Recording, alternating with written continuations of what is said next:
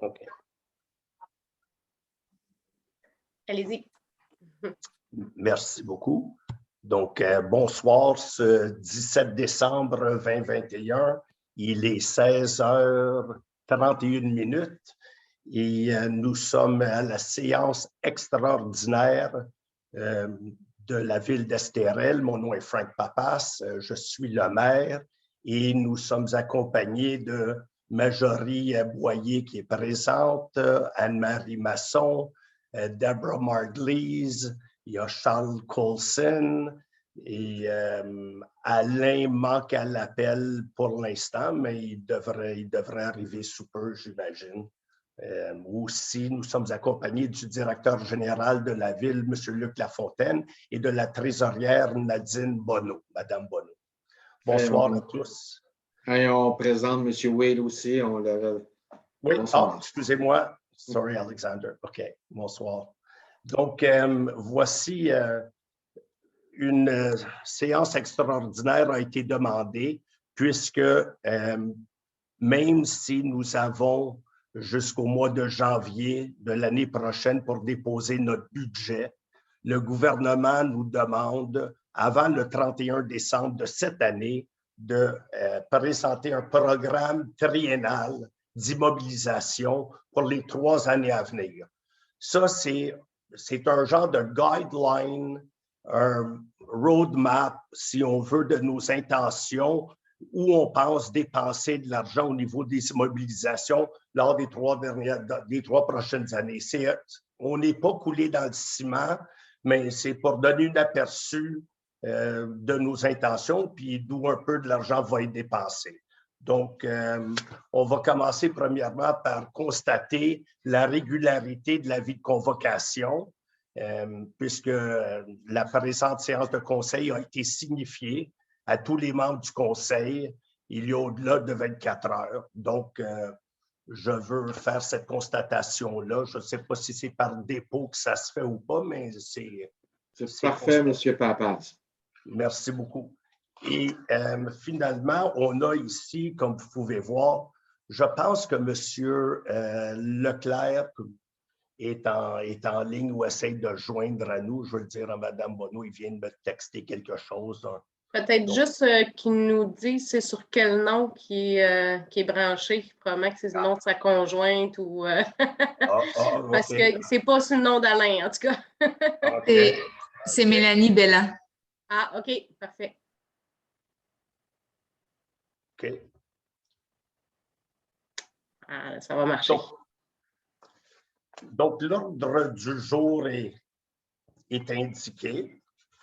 C'est pas bien compliqué. Merci, il y a une période de questions, il y a des sujets à traiter, puis on va adopter le programme. Donc, je pense qu'il y a lieu d'adopter l'ordre du jour, à moins qu'il y ait des problèmes. Ça, c'est qui propose qu'on adopte l'ordre du jour? Je vous propose. Merci. Et qui le seconde? Ah, M. Coulson, le second. Merci. Puis c'est adopté à l'unanimité. Merci. Ah, M. Leclerc, bonjour. Donc, Alain Leclerc est présent. Donc, peut-être que si vous désirez, avant de passer à quelque adoption que ce soit, peut-être faire une courte revue des orientations du programme triennal d'immobilisation. Donc, dans le fond, M. Pappas, pendant que vous allez l'expliquer, je vais partager l'écran pour que les gens peuvent le... Merci. Est-ce qu'on voit comme il faut? Oui. Parfait. OK. Donc, c'est réparti sur 3 ans. Comme je vous dis, c'est nos intentions. C'est des intentions de. This is not, we don't have our feet in cement here. These are our intentions. This is what we foresee. We sat down as a council. On s'est assis, le conseil, puis on a dit voici où il faudrait mettre un peu d'argent. Donc, au niveau de l'administration, on voit équipement et autres. Ça veut dire des ordinateurs qui sont un peu désuets, peut-être changer des chaises, de l'équipement informatique. Donc, on a budgété un 10 000 cette année pour 2022, c'est-à-dire 2023, un 7 500 et 2024, un 5 000 $ qui proviendrait du Fonds général. Au niveau de la sécurité publique, il faut penser à remplacer un auto. On vient d'acheter un RAV4, qui est l'hybride qu'on a acheté, mais on sait que ces automobiles-là roulent environ 120 000 km par année. Donc, d'ici 2 ans, l'auto va avoir 240 000 km. Donc, il faut penser peut-être en 2023, nous, on l'a mis en 2023, à remplacer une auto. Donc, d'où le 40 000 $ qui est prévu dans la colonne de 2023 que vous allez voir. On va faire une étude de faisabilité, le phase 1, d'une piste piétonnière, comme on l'avait promis lors de notre campagne électorale, et la piste cyclable en bordure du réseau routier, donc alentour de nos routes, et plus précisément au lac Dupuis. Donc, on attend une subvention qu'on espère d'avoir et d'utiliser un autre 5 000 $ d'un surplus accumulé, non affecté encore, donc qui traîne encore, on peut l'utiliser. Donc, c'est ce qu'on a l'intention de faire à ce niveau-là. Au niveau des travaux publics, il y a la réfection du chemin à faire. Donc, présentement, en tête, on a 2 chemins. Il y a la rue des Citelles qui doit nécessairement être réparée un peu ou refaite, si on veut. Et il y a la rue Alouette. Il y a un petit bout sur la rue Alouette. Mais we didn't put out any tenders yet au niveau de la rue Alouette. Donc, c'est pour ça qu'on a mis un petit peu plus d'argent en 2023 parce qu'il faut faire certaines levées puis certaines études puis des appels d'offres. Donc, on n'y aura pas à l'aveuglette. Le 100 000 qu'on met cette année, ça, c'est pour réparer ce qui est vraiment urgent. Évidemment, ces fonds-là vont nous revenir un 250 000 si jamais on en a besoin. If we don't need it, we're not going to use it. So we're not here to throw money out the windows. On n'est pas là pour dépenser pour rien. Si on a besoin, on va faire un emprunt et en 2024, nous allons recevoir une somme d'argent du gouvernement. Donc, Mme Bonneau peut me dire les chiffres plus précisément. Je pense que c'est soit 600 ou 700 000 $ qu'on pourrait attendre d'avoir, mais ça se pourrait que je me trompe. Donc, we're going to have the money to do it. Puis ça, c'est une genre de subvention que le gouvernement nous donne en échange des taxes d'assises qu'on a payées à travers les années.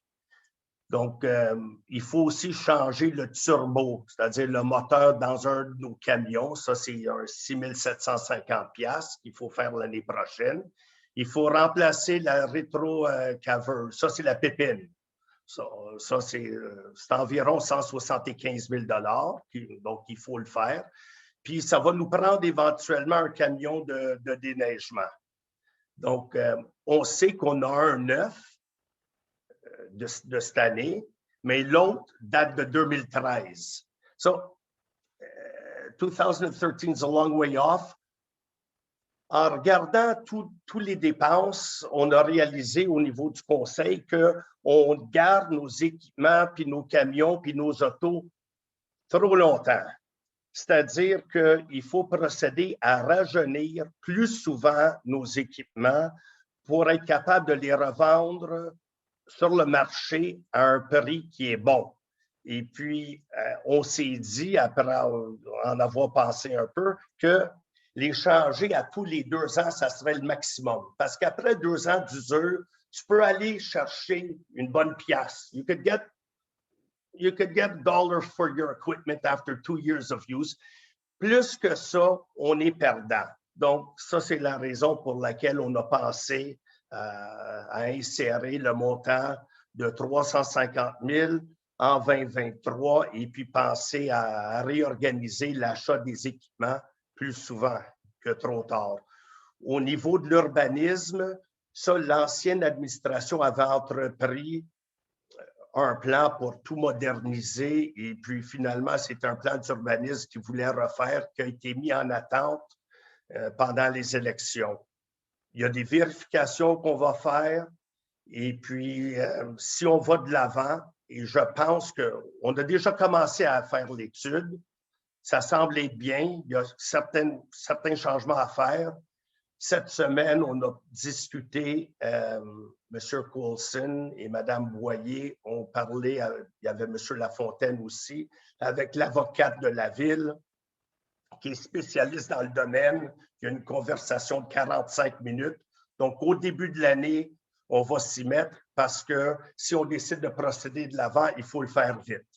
L'hygiène du milieu, on va faire l'inspection des conduites sous-marines, c'est-à-dire qu'on va envoyer des caméras dans les conduites qui mènent l'eau de la ville de Sainte-Marguerite via la station de pression à l'hôtel Estérel. Et puis, on va mettre des caméras pour vérifier l'état des conduites pour les égouts, donc les eaux usées qui proviennent de l'hôtel et qui se rendent à la station de traitement des eaux usées à Sainte-Marguerite dans le bassin. Donc, ça, c'est essentiel. On veut voir l'état de ces tuyaux-là, de ces conduits-là. If ever there's a leak there, we're going to be in trouble. On va changer, et puis, on va changer le logiciel WIN. C'est-à-dire, on va le changer. On va s'assurer que M. Henry, c'est le monsieur qui est en charge ici de la maintenance de la ville, que lui ait un système d'alarme sur lui, un genre de logiciel qui pourrait l'aviser immédiatement s'il y avait une urgence, soit au niveau de l'aqueduc, au niveau de la qualité de l'eau. Let's say, I don't know, il y a de l'E. coli dans l'eau qui se rend à l'hôtel Estérel. S'il y a un problème de l'aqueduc, s'il y a un problème, donc, we're going to be set up so that on va être capable de répondre à toute urgence immédiatement. C'est les montants, c'est pas tant d'argent que ça. Le panneau au poste de pompage, on va rajouter un logiciel. La dernière fois qu'il a été changé, c'est en 2010. Donc, voilà les dépenses pour ça. Au niveau des loisirs et des parcs, l'aménagement d'espaces publics, pendant notre campagne électorale, on a dit et on a promis à certains non-riverains qui, eux, se plaignaient du fait qu'ils ne pouvaient pas, qu'ils avaient de la difficulté des fois à amener des kayaks jusqu'au bord de l'eau. Donc, il y avait, oui, des parklands ou des terrains adjacents à l'eau, mais les non-riverains, certains avaient un certain âge et d'autres, même moi, là, je veux dire, je suis loin d'être le gars qui est le plus en shape. J'aurais de la misère à descendre une côte à pic, entraînant un canot, entraînant un kayak, un God knows what. Donc, on leur a dit qu'on verrait à installer des genres de racks sur lesquels ils pourraient installer leur canot. Quelque chose de sharp, pas quelque chose de laid, qui serait caché et qui serait bien, ça serait bien fait. Donc, l'argent est là. Je m'excuse si je prends trop de temps là, pour expliquer ces affaires-là, mais je préfère que vous le sachiez. Le belvédère et affiche d'interprétation au parc Lucie et Robert Lavigne, ça, ce sont des choses qui vont être faites, mais qui proviennent d'une subvention et d'un don généreux qui a été fait par la famille Lavigne. Donc, il n'y a aucun impact financier à la ville pour ça. L'aménagement paysager au parc Simard, ça, on va planter d'autres arbres. C'était pour se faire, mais ça ne s'est jamais fait. Donc, on a mis un petit 5 000 là-dedans pour l'année prochaine. Et finalement, la piste cyclable au parc Estérel, ça serait pour nous relier à Sainte-Marguerite. On est en attente d'une subvention de 250 000 de SOPER et d'un autre organisme, deux ou trois organismes. Ça va prendre cette subvention-là. Le sentier qui serait, puis corrigez-moi si j'ai tort au niveau de mes chiffres, ce que j'ai compris, le sentier serait d'environ 2,2 km et coûterait environ 500 000 $. Donc, c'est certain que ça va prendre la subvention pour le faire. Je ne dis pas que ça ne se ferait pas s'il n'y avait pas de subvention, mais je trouve que s'il n'y a pas de subvention, on est en attente de la subvention. Si on ne l'a pas, je ne suis pas sûr que ça va se faire. Donc, les chiffres qui sont là, ne partez pas en panique, comme mon Dieu, all the money is going out the windows. Ce n'est pas ça. Finalement, étude de faisabilité pour le sentier de vélo de montagne, comme on l'avait dit, puis qui est piloté par Majorie. Et donc, je sais qu'elle a elle a contacté certaines firmes et puis on va regarder qu'est-ce qu'on peut faire, mais on est définitivement motivé à agir dans ce sens-là. Donc, ça, ce sont un peu les grandes lignes, si vous voulez, du programme triennal d'immobilisation. Je ne sais pas si vous avez des questions et si oui, on va essayer d'y répondre. Première question, M. Baudry. Oui, M. Baudry. Oui, bonjour, M. Papas. Première des choses, félicitations pour votre élection. Ça a été une belle élection. Merci beaucoup. Merci. Question concernant les travaux de réfection pour la rue Alouette. Est-ce qu'on parle de réfection sur la route existante ou sur la portion de gravel? Bien, les deux. Les deux, si la route existante a besoin d'être réparée, définitivement. Et je le sais qu'il y a un grand débat à savoir si ça devrait être les propriétaires qui sont desservis par la route qui est en gravel qui devraient payer ou si ça devrait être la municipalité qui paye, c'est-à-dire l'ensemble des citoyens. Donc, je veux vous dire honnêtement, c'est à l'étude présentement. On a fait des recherches et dans le passé, moi, j'ai cru comprendre, mais j'ai peut-être tort que selon ce que j'ai lu, je pense que la municipalité devrait payer. Mais on n'a pas pris de décision définitive là-dessus et c'est la raison pour laquelle on a mis le gros du budget si jamais ça devait se faire. Je ne pense pas que ça coûterait 250 000. Je pense que ce serait une affaire de 75 000 $ environ. Bien, je ne suis pas expert dans le domaine, mais je me suis informé pour savoir combien que ça pourrait coûter. Puis c'est pour ça qu'on l'a repoussé à 2023, justement parce qu'il n'y a pas de décision ferme. OK. Parce que la coutume, dans un nouveau projet, ce sont les propriétaires qui payent et non pas la ville ou l'entrepreneur. Fait que c'est juste le point que je voulais amener pour la portion gravier. On sait que la ville, avec le parc Lavigne, possède plus ou moins 50 % de la rue, alors que le reste, bien, ça va être partagé par les propriétaires de terrain. C'est ce que je pense qui devrait être la norme. Maintenant, bien, c'est au conseil de décider. Bien, merci, M. Baudry, pour votre intervention qui est toujours bien appréciée. Merci. Merci. Donc, s'il n'y a pas d'autres questions, parce qu'à 5 heures... Question de Mme Landry. Oui, OK. Je voulais seulement dire, Mme Landry, avant de répondre à votre question, qu'à 5 heures, il va y avoir le conseil de ville dit ordinaire. Donc, OK, excusez.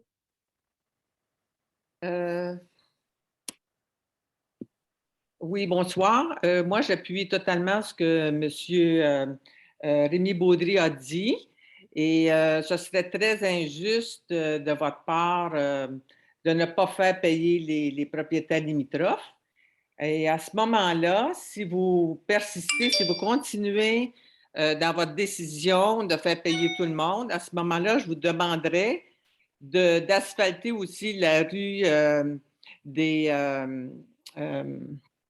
Pluviers, qui n'est pas asphaltée. Alors, j'espère que vous allez prendre ça en considération. Et deuxième point, dans votre rôle triennal, vous ne parlez pas de rénover le hangar qui se situe derrière l'hôtel de ville. Et c'est un hangar qui est très précaire, qui va peut-être partir au vent à un moment donné. Alors, je suis très, très surprise que ça ne soit pas dans vos projets immédiats. Nous, honnêtement, merci de l'avoir amené à notre attention. On ne pensait pas que c'était quelque chose qui qui méritait d'être to be addressed, d'être décidé immédiatement, mais on va regarder ça, puis il n'y a rien qui nous empêcherait de dépenser une somme d'argent qui serait peut-être nécessaire pour la garder en place, mais on n'a pas l'intention de dépenser beaucoup d'argent là-dessus. Ça, c'est certain. Ça, je peux vous le dire. Et relativement à la rue Alouette, qui semble vous inquiéter beaucoup, on gardera en tête la rue l'avenue ou la rue des Pluviers, mais on se donne jusqu'en 2023. Donc, partez pas en panique là, en pensant, là, on a un an et demi, puis on aura l'occasion de s'en reparler puis de prendre la bonne décision. Merci. Merci à vous, Mme Landry. Donc, s'il n'y a pas d'autres questions, il va nous rester... OK, merci. Donc, je vais peut-être demander que l'on adopte... oui, M. Lafontaine, excusez-moi. Ça prend un proposeur et un appuyeur pour l'adoption. Oui, effectivement, merci beaucoup. Donc, qui proposerait? Je vois M. Leclerc propose, Mme Boyer ou Mme Masson seconde. Et puis, est-ce que c'est adopté à l'unanimité? Does everybody agree? Merci, oui. je vois nos têtes. Merci. Donc, on va demander la levée de la séance. Et on se revoit dans 7 minutes ou 8 minutes. We're back on it. Qui propose pour la levée de la séance, M. Papaz? Mme Masson propose pour la levée de la séance. Je pensais qu'on pouvait. Seconde. Merci. Excusez-moi.